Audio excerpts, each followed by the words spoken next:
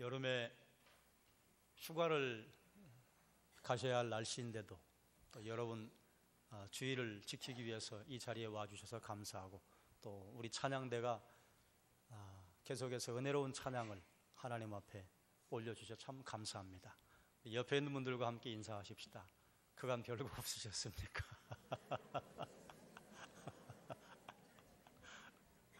잘 지내셨죠? 네, 이 중에는 별거가 있으셨던 분들이 계세요. 몸이 불편했던 분도 계시고 또 마음이 불편했던 분도 계시고, 그러나 이 시간 여러분 그건 좀 놔버리고 그리고 말씀에만 집중하십시다.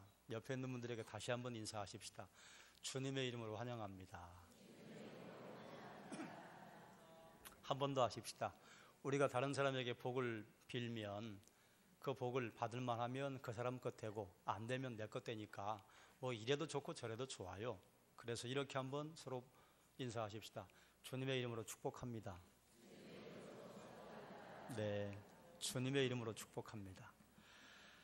우리는 계속해서 하나님 나라의 원리를 나누고 있습니다. 처음 나누었던 것이 하나님 나라의 원리는 청종의 원리다.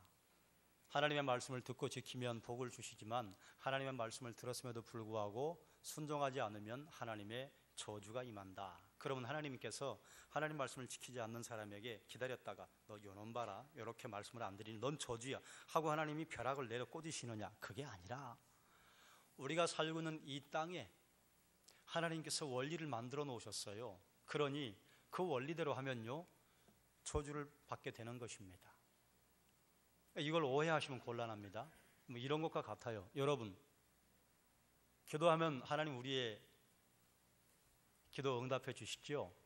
네, 응답해 주실 건 응답해 주시고 응답 안 하실 건 안 하세요. 예를 들어 뭐 이런 거예요. 하나님, 제가 한번 하늘을 날아보고 싶습니다. 제가 40일 기도 열심히 하고 63빌딩에서 뛸라니까 받아주세요. 들어주실 거예요? 안 들어주실까요?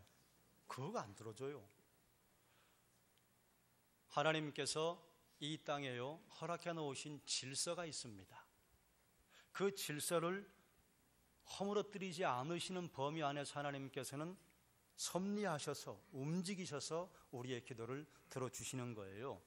하나님의 말씀을 들으면 순종하면 복을 주시고 순종하지 않으면 저주를 우리가 입게 된다. 이건 원리입니다.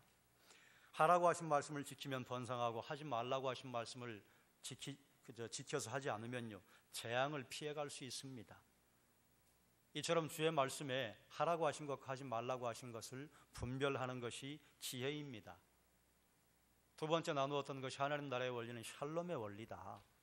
하나님께서 맨 처음 우리에게 에덴을 허락하실 때 에덴에서 아담과 하와는 생명을 영원하게 누릴 수 있었고요, 그리고 일할 필요가 없었습니다. 일할 필요가 없었다고 하는 것은 무의도식하는 게 아니에요. 무의도식하라고 거기에 넣어주지 않으셨어요. 하나님 분명히 생육하고 번성하고 이 모든 걸 너희는 다스려라.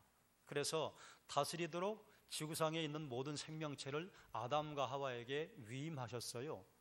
놀고 먹으라는 게 아니었어요. 논다는 것을 우리는요 좀 잘못 생각을 합니다. 노는 건 아무것도 하지 않고 있는 걸 노는 거라고 하는데요, 내 몸을 움직여서 두뇌가 그동안 좀 복잡하고 힘들었던 것을 몸을 움직여서 휴식을 취하도록 하는 게 그게 노는 겁니다. 되게 여러분 노는 거 하면요 여러분은 그런 분들이 없으시죠? 없으실 줄로 알아요. 되게 노는 거 하면 술 먹고 노름하고 못된 짓 하고 뭐 이런 걸 노는 거라고 생각해요. 그건요 노는 게 아닙니다. 그건 타락하는 겁니다. 노는 건 뭐냐? 건강하게 온 가족이 함께 시간을 보내고 친구들을 만나도 건강하게 시간을 보내고, 이게 노는 거예요. 하나님 나라의 원리 샬롬의 원리인데요, 원래 그처럼 풍성하게 놀 수 있도록 아무것도 안 하는 것이 아니라 하는데, 그러면서 하나님께서 주신 풍성한 걸 누리며 살도록 하나님께서 우리에게 맨 처음 에덴을 허락을 하셨어요. 그런데 에덴 동산에서 아담과 하와가 하나님에게 불순종함으로 말미암아 죄를 지어서 가난이 찾아왔습니다. 영적 결핍이 찾아왔어요. 죄를 지었어요. 그래서 영원한 생명에서 끊어졌습니다. 그 전에는 따먹으면 됐어요. 그런데 죄를 지어서요 땅이 가시와 엉겅퀴를 냅니다. 땅에도 결핍이 찾아왔어요. 그래서 하나님께서는 창조의 완성을 어떻게 하시느냐? 타락해서 깨져버린 이 땅의 질서를 다시 한번 회복하시는 것, 이것이 하나님의 창조의 회복의 원리인데요. 그 회복의 원리에는 샬롬이 있습니다. 하나님 나라가 임하는 곳에는 질서가 다시 살아나고 샬롬이 이루어져요. 영적 결핍이 해결되니까 샬롬이 이루어지고요, 물질적인 결핍이 해결이 되니까 샬롬이 이루어집니다. 그러므로 하나님께서 우리 이 땅에 역사하시는 하나님의 사역은요, 이 피조 세계를 풍성하게 하셔서 가난을 없애시고 영적 가난, 죄의 상태에서 해결하셔서 영원한 생명을 주시는 것이 하나님 나라의 원리예요. 그 일을 누구를 통해 하기를 원하시느냐? 여러분을 통해 하기를 원하신다, 그 말입니다. 또 그 다음 살폈던 하나님의 나라의 원리가요, 희생의 원리였습니다. 사람들은 문제가 생기면요, 그 문제를 직접 해결하기 위해서 나갑니다.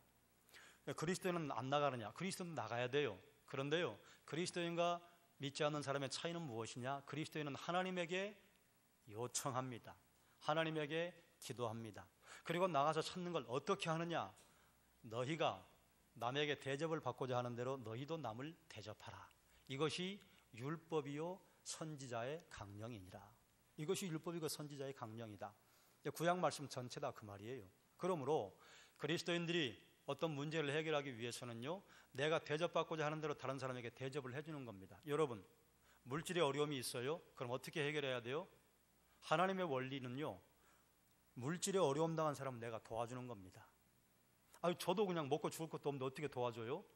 그거 말고요, 나보다 좀 덜 형편이, 나보다 더 어려운 사람, 내 수준에서 도와줄 수 있는 사람들을 도와주면요, 그 사람 도와주는 것을 하나님은 무엇으로 보느냐? 희생으로 보신다, 그 말입니다. 희생하는 곳에 번성이 있어요. 여러분, 자녀의 문제가 있습니까? 자녀의 문제를 어떻게 해결해야 할까요? 하나님의 방법은요, 자녀의 문제 때문에 고생하고 있고 고통당하고 있는 다른 분들을 도와주라는 거예요. 육신의 질고를 해결받기를 원하세요? 육신의 질고를 어떻게 해결받아요? 육신의 질고 때문에 고통당하는 사람을 도와주라는 거예요. 그러면 그 외에 다른 것을 내가 해결해 준다. 이것이 하나님 나라의 원리, 희생의 원리입니다. 그런데 하나님께서 희생하면 번성하게 해주셨는데, 그러면 모든 사람이 다 그러냐? 어느 정도는 그렇지만요, 정확하게는 모든 사람이 그런 것은 아닙니다. 그럼 하나님께서는 어떤 사람에게 이런 풍요와 형통의 은혜를 주시는가? 마태복음 6장 33절 말씀을 함께 읽겠습니다. 그런즉 너희는 먼저 그의 나라와 그의 의를 구하라. 그리하면 이 모든 것을 너희에게 더하시리라. 그의 나라와 그의 의를 구한다고 하는 것 중에 그의 의를 구한다고 하는 걸 2주 전에 여러분과 함께 나누었습니다. 그래서 이건 건너뛰겠습니다. 그러나 이것을 한마디로 말을 하자면 무엇이냐? 따라하십시다. 언제나 하나님을 최우선에 두라. 하나님을 우선순위로 삼으라고 하는 게, 먼저 너희는 그의 나라와 그의 의를 구하라고 하는 것이죠. 먼저예요. 다음에 구하는 건 안 돼요. 이 세상은요, 돈과 명예에 최우선을 둡니다. 그런데 여러분, 부와 명예가 어디서 옵니까? 부와 명예는 하나님께로부터 옵니다. 그렇기 때문에 부와 명예를 얻기 위해서는요, 하나님을 제쳐놓고 부와 명예만 쫓아가면요, 결국은 부와 명예도 잊어버리게 돼요. 놓치게 돼요.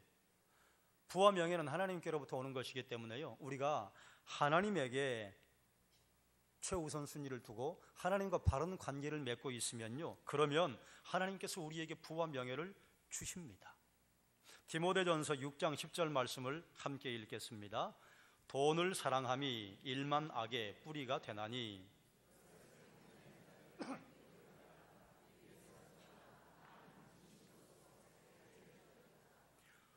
돈이 악한 것 아닙니다.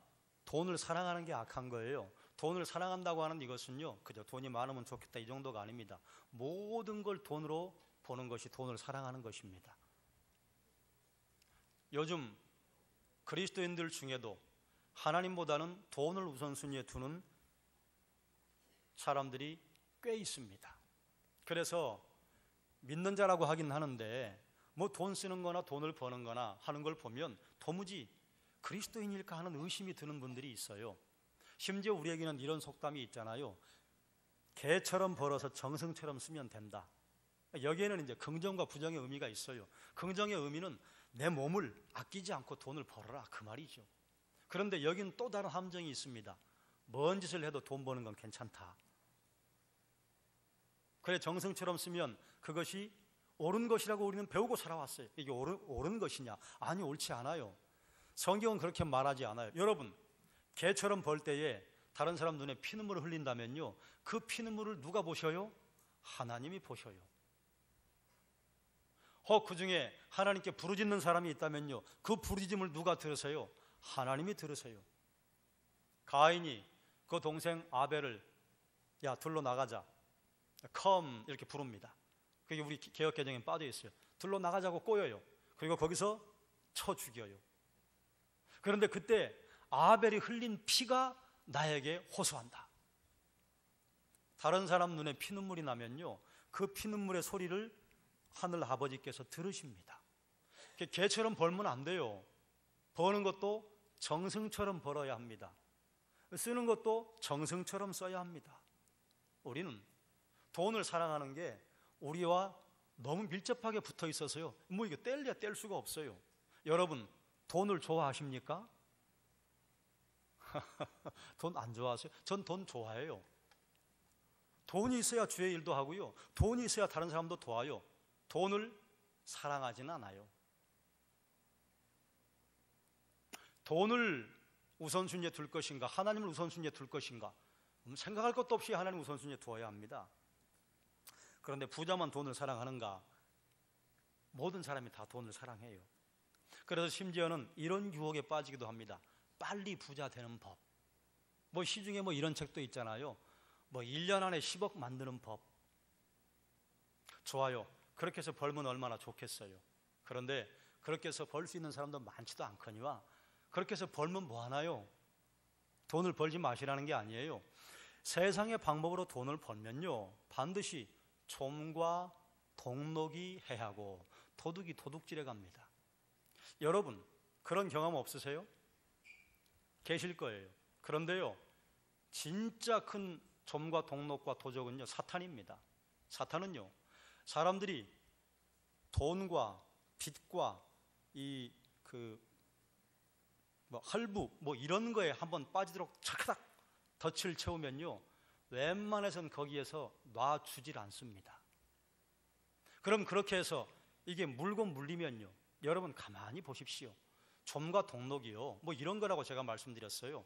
돈을 벌었어요. 아니, 그런데 하나님께서 보호해주지 않으시면요, 구멍이 뻥 생겨요. 돈 들어갈 일이 생긴다, 그 말입니다. 그런데 정말 크게 돈 들어가는 건요, 그런 정도가 아닙니다. 나라에 구멍이 생겨요. 여러분, 그리스를 보셨죠? IMF에 여러분 보셨죠?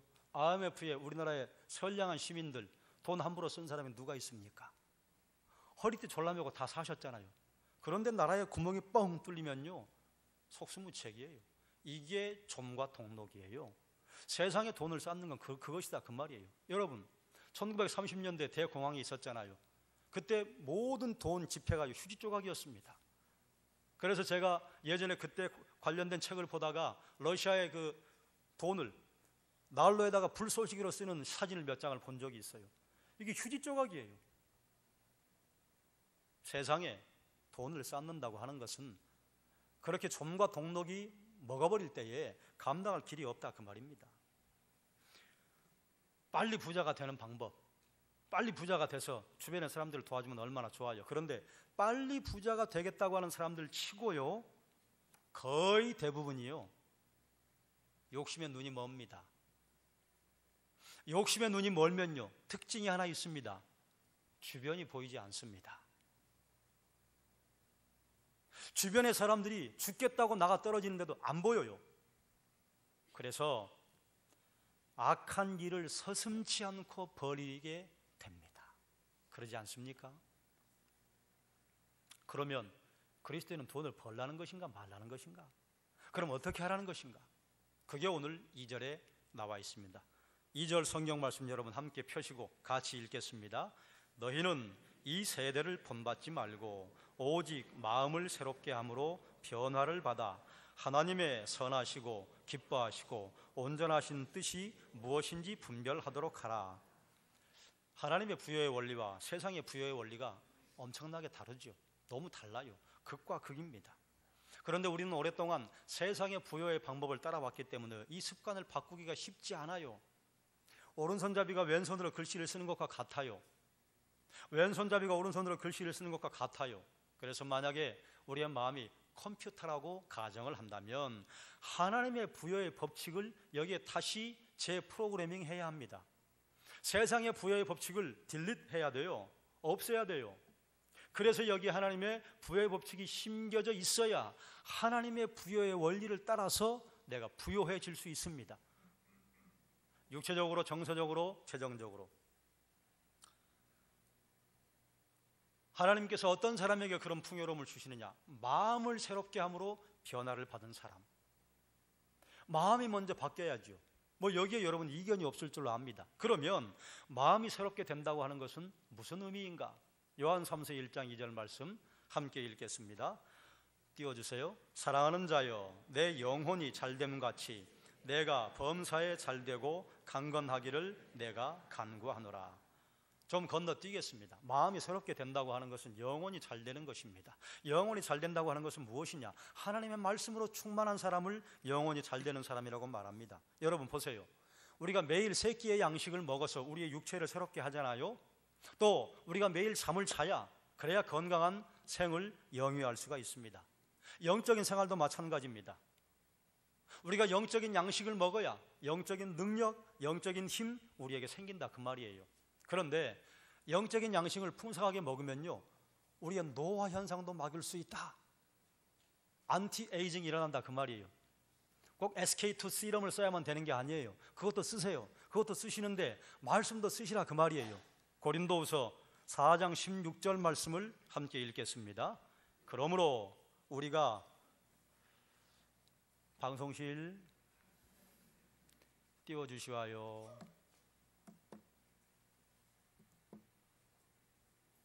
함께 읽겠습니다. 그러므로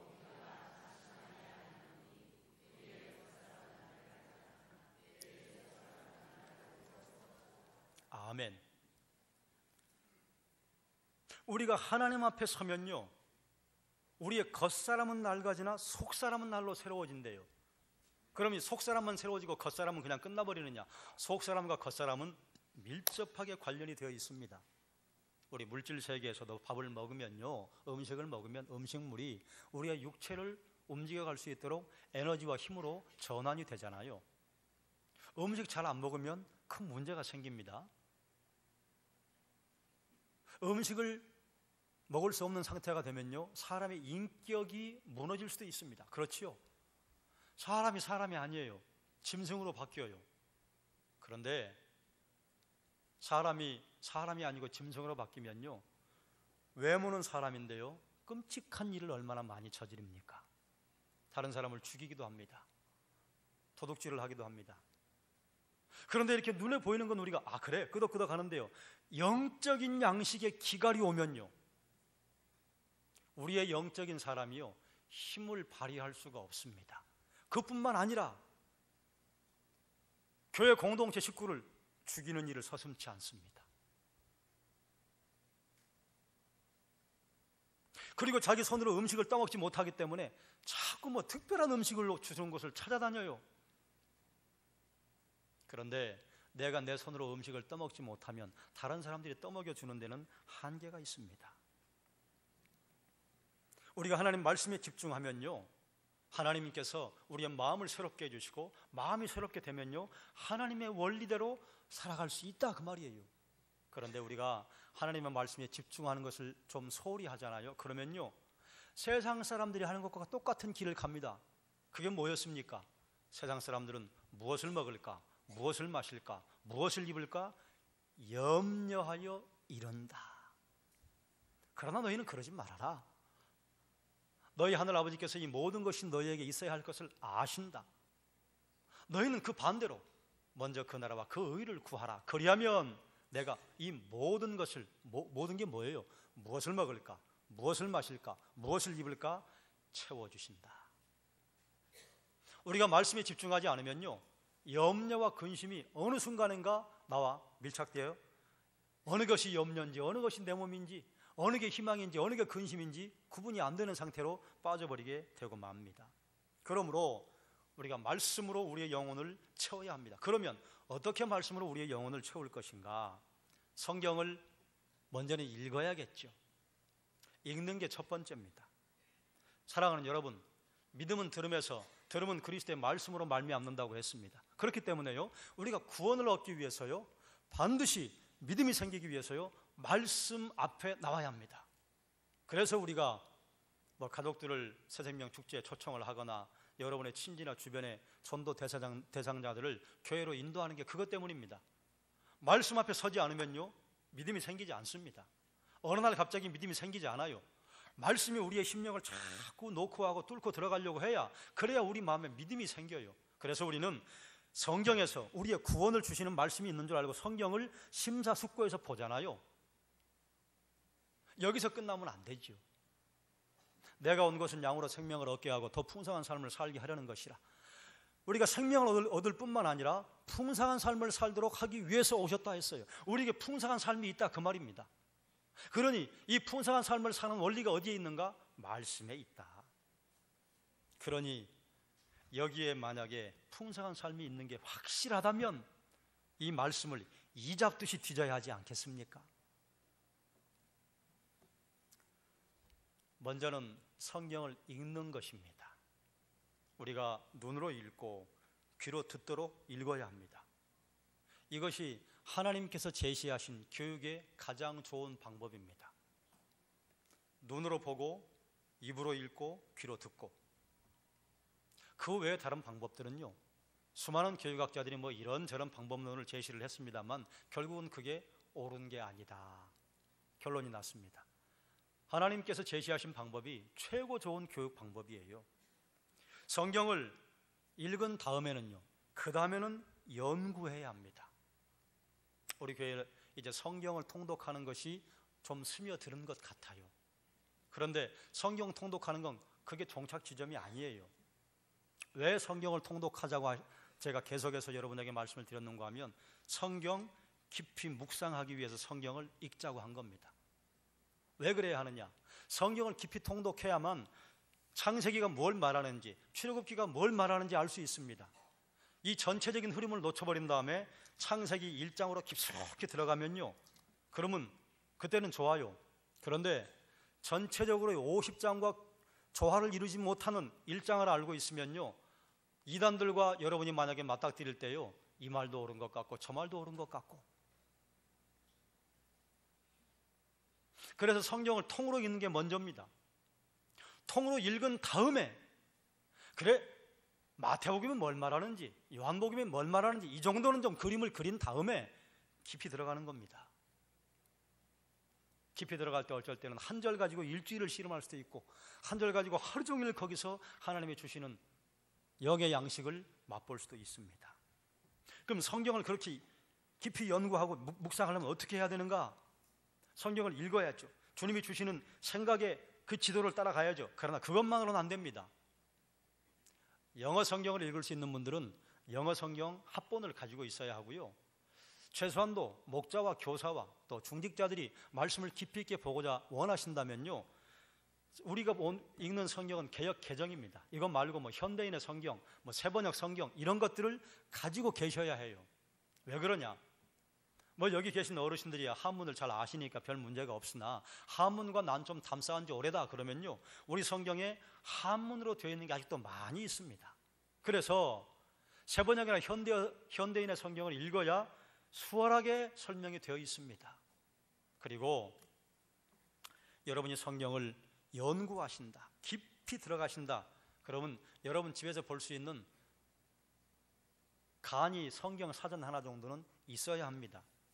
저는 여러분에게 도전하고 싶어요. 목자와 교사, 그리고 여러분이 성경을 깊이 있게 보기를 원하시는 분들은 다른 번역본이나 말씀 성경 사전 하나 정도는 집에 두셔야 됩니다. 그래야 말씀을 볼 때 이게요, 꼭 말씀 문자로만 읽는 게 아니에요. 이 말씀이 왜 쓰여졌는가, 이 말씀을 이렇게 선포할 수밖에 없는 역사적 사회적 배경은 뭔가, 이걸 알아야, 그래야 이해하죠. 이것과 같지 않습니까? 요즘 성춘향과 같은 그런 지고지순한 여인을 요즘 젊은이들은 지고지순하다고 하지 않습니다. 바보라고 합니다. 그러면 성춘향의 그 지고지순한 사랑을 이해를 하려면 당시의 조선시대 상황을 우리가 이해해야 하잖아요. 조선시대 상황을 이해하지 못하고 그저 이 시대의 언어로 성춘향전을 읽는다? 그러면요, 제대로 이해하지 못합니다. 성경도 마찬가지예요. 2000년 전에, 4000년 전에, 1000년 전에 쓰여진 이 말씀, 죄송합니다. 1000년 전은 아닙니다. 2000년 전에 다 끝났어요. 이 시대의 사회적인 배경은 뭔가, 역사적인 배경은 뭔가 알아야 성경의 의미가 확 떠오르는 것들이 많다, 그 말이에요. 그 도움은 어디서 받아요? 성경 사전 2만 원이면 삽니다. 구입하고 싶은데 어디서 사는지 모르시겠다, 그러면 교육자실에 부탁하십시오. 수고비 한 1,000원 주셔야 됩니다. 농담입니다. 그 정도 준비해야 나 말씀 연구합니다, 이 정도 되는 거예요. 그럼 연구한 다음에 뭐 해야 되느냐? 묵상해야 합니다. 주야로 묵상해야. 묵상하는 게 뭔지 아시죠? 중얼거리는 것입니다. 암송하는 거예요.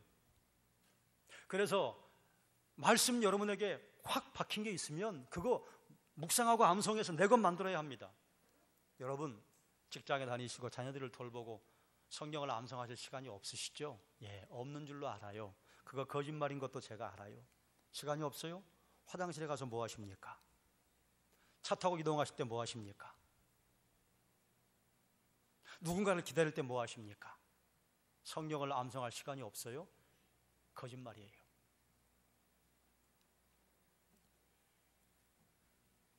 묵상이 되어 있어야만 우리가 유사시에 말씀의 검을 휘두를 때요, 뭘 휘두르지? 이게 튀어나옵니다. 암송이 안 돼 있으면요, 말씀을 알기는 아는데 유사시에 어떤 말씀을 써야 할지 몰라요. 그래서 아무 말씀이나 휘둘러요. 제가 말씀의 검을 사용하는데 주의해야 할 점을 예전에 말씀드린 적이 있습니다. 이단들을 만났을 때요, 막 휘둘러야 합니다. 그런데 우리 교회 성도들을 향해서 여러분이 말씀을 휘두를 때는요, 아무 말씀이나 빼서 쓰면 안 됩니다. 말씀은요, 좌우에 날선 검처럼 예리하다고 그랬습니다. 휘두르면요, 뱀니다. 그런데 이단을 상대로 써야 할 말씀을 우리 성도들을 향해서 막 칼장난하면 안 됩니다. 말씀은요, 정말로 예리합니다. 써야 할 때 이 말씀을 잘 쓰려면요, 말씀 암송되어 있어야 합니다. 내가 여호와의 말씀으로 충만하게 하기 위해서 하나 더 해야 할 게 있습니다. 여기서 끝나면 안 됩니다. 하라고 하신 말씀과 하지 말라고 하신 말씀을 구별했으면요, 그 말씀대로 살아봐야 합니다. 말씀을 통독하고 말씀을 연구하고 묵상하고 그 말씀대로 살아보고, 여기까지를 뭐라고 하느냐? 여호와의 율법을 즐거워하는 자, 이렇게 말하는 것입니다. 여기까지가 즐거워하는 자예요. 통독만 하면요, 그 즐거워하는 거 아닙니다. 연구했어요? 즐거워하는 것 아니에요. 암송하고 내가 그 말씀대로 살아보는 것까지, 이게 즐거워하는 자입니다. 이런 사람을 성경은 뭐라고 말하느냐? 시편 1편 3절에 봤더니 그는 시냇가에 심은 나무가 철을 따라 열매를 맺으며 그 잎사귀가 마르지 아니함 같으니 그 행사가 다 형통하리로다. 우리의 행사가 형통하기 위해서요, 여기까지 가야 합니다. 그러니 사랑하는 여러분, 여러분이 하나님의 형통의 복을 누리시기를 주님의 이름으로 축원합니다. 공짜로 되는 것 아닙니다. 우리의 구원은 공짜입니다. 형통은요, 내가 가서 해라, 그 말이에요.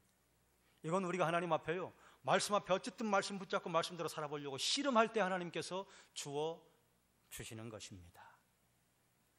시편 112편 1절부터 3절 말씀을 함께 읽겠습니다. 띄워주세요. 제가 1절을, 여러분 2, 3절을 읽으십시오. 할렐루야, 여호와를 경외하며 그의 계명을 크게 즐거워하는 자는 복이 있도다.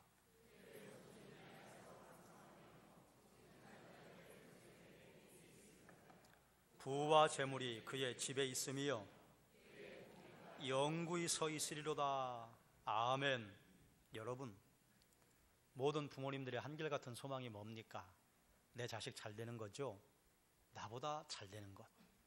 그런데 내 자식이 사람들 앞에 유명인이 되었는데 이렇게 유명인 되면 곤란하잖아요. 지존파로 유명인 되면 얼마나 곤란해요. 공금을 횡령했다고 해서 매스컴을 타서 유명해지면 얼마나 곤란합니까? 그것 말고 우리 자녀들이 잘 되기를 바라고 다른 사람들 앞에 이름이 드러나기를 바라는 것, 모든 부모님들의 한결같은 소망입니다. 그러면 그동안 우리는 내 자녀 잘 되기 위해서 학원 보내고 학교 공부시키고 이거 하지 말라는 게 아니에요. 그거 하는데요, 모든 걸 다 제쳐놓고 그것만 하면 그 다음은 제가 얘기하지 않으랍니다. 내 자녀를 잘 되게 하는 하나님의 방법은 무엇이냐? 여호와의 계명을 크게 즐거워하는 자 복이 있다. 그런데 그 복이 어디로 가느냐? 그의 후손이 이 땅에서 강성함이요. 강성하는데 어떻게 강성하냐? 정직하게 사람들 앞에 드러난다, 그 말이에요. 아버지인 내가, 엄마인 내가 하나님 말씀을 크게 즐거워하면요, 그 영향력이 어디로 흘러가느냐? 내 자손에게 흘러간다, 그 말입니다. 이것처럼 좋은 게 어디 있습니까? 그 방법이 뭐라고요? 여호와의 계명을 크게 즐거워하는 것이요. 통독하고 연구하고 묵상하고 암송하고 내가 한번 살아보는 것. 그럼 그걸로 끝나느냐? 부와 재물이 그의 집에 있대요. 아니, 여호와의 계명을 즐거워하는 것과 부와 재물이 무슨 관계가 있어요? 이게 세상 사람들의 생각이에요. 하나님의 생각은요, 여호와의 계명을 즐거워하면 부와 재물이 있단다.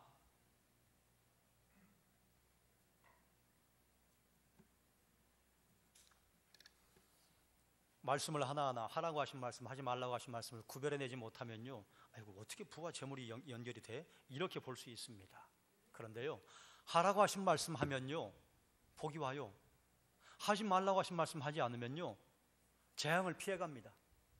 여러분 혹시 이따가 오후에 목장 모임 하실 때나 집에 가셔서 출애굽기 20장 10계명만 한번 보고 적용해 보세요. 1계명 이거 하라고 하면 복이 오는가? 6, 7, 8, 9, 10계명 이거 하지 말라고 하신 거 안 하면 내가 재앙을 피해갈 수 있나? 조금만 한번 생각해 보세요.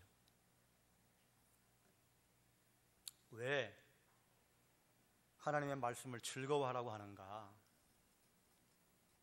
어떤 연구 결과에 의하면요, 사람이 한번 보고 들은 것이요 약 30일 정도 지나면 거의 대부분이 잊어버린답니다. 이것을 잊어버리지 않기 위해서는 어떻게 해야 되느냐? 내 머리로 들어온 것을요 마음으로 내려보내고 마음으로 가득 찬 것을 행동으로 했을 때, 이게 뭐예요? 이게 습관이죠. 습관되면요 그냥 합니다. 형통할 수 있는 사람은 어느 정도까지 되어야 하느냐? 하나님의 말씀대로 사는 게 습관되면요 형통 안 할래야 안 할 수가 없습니다. 그런데 우리는 하나님의 말씀이 습관되는 수준까지 내려가지 못해요. 어쩌다가 한번 해요. 그래서 어쩌다가 한번 주시는 하나님의 복을 경험하고 놀라워라 간증해요. 여러분, 저는 여러분이 하나님의 주시는 형통을 누리시길 주님의 이름으로 축원합니다. 여러분 형통하셔야 합니다. 왜 그래야 하느냐? 그 여러분 잘 되는 게 목적이 아니에요. 내가 형통하는 이유는요 하나님 나라를 확장을 시키고 주변의 사람들을 도와주라고 하는 게 내 형통의 목적입니다. 여러분이 형통해야 복음 사역을 힘있게 감당할 수 있습니다. 여러분이 형통하셔야 우리 자녀들을 위해서 힘있는 일을 할 수 있습니다. 여러분이 형통하셔야 나라와 민족 앞에 우리가 하나님의 나라 확장을 위해서 일할 수 있습니다. 그래서 여러분이 형통하셔야 해요. 형통의 방법이 말씀드렸습니다. 여러분, 이 말씀을 듣고 난 한번 해봐야 되겠다, 그런 분들에겐 형통이 와요. 그런데 듣고 잊어버리면요 죄송합니다, 형통 없습니다. 제가 여러분을 겁주고 싶어 그런 말씀이 아니에요. 성경의 선포예요. 성경의 선포면 성경의 선포를 그대로 마음에 받아들여야 하지 않겠습니까? 그래서 여러분 한번 해보십시오. 심어보십시오. 다음 주, 다음 주에는 빚에 대해서, 또 우리에게 주신 특별한 하나님의 원리에 대해서, 우리가 다른 사람들에게 어떻게 봉사를 할 것인가, 그러면 하나님은 도대체 어떻게 우리에게 역사하시는가. 헌금을 하는 것도 심는 것입니다. 어떻게 심을 것인가. 우리가 심을 수 있는 건 너무 많아요. 심어야 할 때 제대로 심으면요, 터지게 되어 있습니다. 그래서 하나님이 주시는 형통, 여러분 받아 누리시기를 주의 이름으로 축원합니다. 말씀을 정리하겠습니다. 이 세상은 부와 명예를 우선순위에 둡니다. 우리는 이러한 세상의 원리에 익숙해져 있습니다. 그래서 그리스도인임에도 불구하고 그리스도인이라는 명찰만 떼면 세상 사람인지 그리스도인인지 구분이 안 되는 삶을 살아갈 때가 종종 있어요. 우리에게 형통을 주시려는 하나님의 처방은요, 따라하십시다. 언제나 하나님을 최우선에 두라.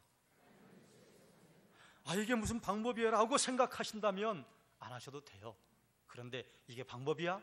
한번 해보세요. 해보시고 나서 하나님하고 따지시자고요. 하나님을 최우선에 두기 위해서 뭘 해야 하느냐? 우리의 마음의 변화를 받아야 합니다. 마음을 새롭게 함으로 변화를 받아야, 그래야 세상 원리를 따라가지 않고 하나님의 뜻을 구별할 수 있습니다. 마음을 새롭게 하는 것은 무엇이냐? 우리의 영혼이 잘 되는 것이에요. 우리의 영혼이 잘 되는 건 뭡니까? 하나님의 말씀이 내 속에 충만한 것입니다. 하나님의 말씀이 내 속에 충만하기 위해 뭘 해야 해요? 먼저 성경 읽어야 합니다. 이게 먼저입니다. 그 다음 성경을 연구하는 것입니다. 연구한다면요, 묵상해야 해요. 중얼거려야 해요. 그러니까 내 것 만들어야 해요.